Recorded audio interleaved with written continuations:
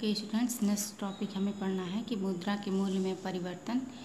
इसमें आपको पढ़ना है मुद्रास्फीति, अपस्फीति एवं अवमूल्यन। इसमें आपको पढ़ना है कि जो हमारा मुद्रा है आखिर उसमें क्या क्या चेंजेस आते हैं, उसमें इन्फ्लेशन, डिफ्लेशन और डिवैल्यूएशन क्यों आता है। ठीक, तो आगे देखिए यहाँ पे दिया हुआ है कि जो मुद्रा के मूल्य में सामान्यतः परिवर्तन होता रहता है। मीन्स कि जो हमारी मुद्रा का मूल्य है उसमें परिवर्तन होता रहता है। तो मुद्रा का मूल्य क्या होता है? तो मुद्रा के खरीदने की शक्ति, purchasing power of money is known as value of money. ठीक, अब इसमें चेंजेस आने की वजह से जो मुद्रा की परचेजिंग पावर, क्रय शक्ति होती है वो भी घटने बढ़ने लगती है।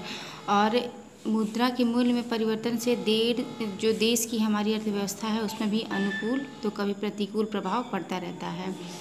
इन परिवर्तनों का देश के उपभोग, उत्पादन, वितरण तथा रोजगार एवं समूची अर्थव्यवस्था पर अत्यंत व्यापक एवं गहरा प्रभाव पड़ता है। मीन्स कि वैल्यू ऑफ मनी में अगर चेंजेस आते हैं तो इससे जो है देश का जो उपभोग, उत्पादन, वितरण, रोजगार एवं समूची अर्थव्यवस्था जो है उस पर इसका बहुत प्रभाव पड़ता है।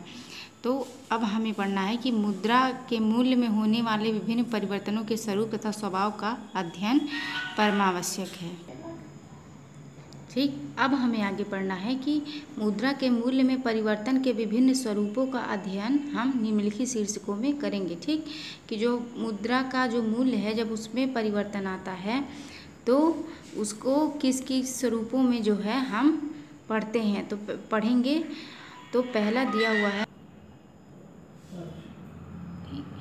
तो अब इसमें हमें पढ़ना है, पहला जो टॉपिक है वो है इन्फ्लेशन, दूसरा जो टॉपिक है वो है डिफ्लेशन, तीसरा डिसइन्फ्लेशन, चौथा रिफ्लेशन और पांचवा डिवैल्यूएशन ऑफ मनी। ठीक है।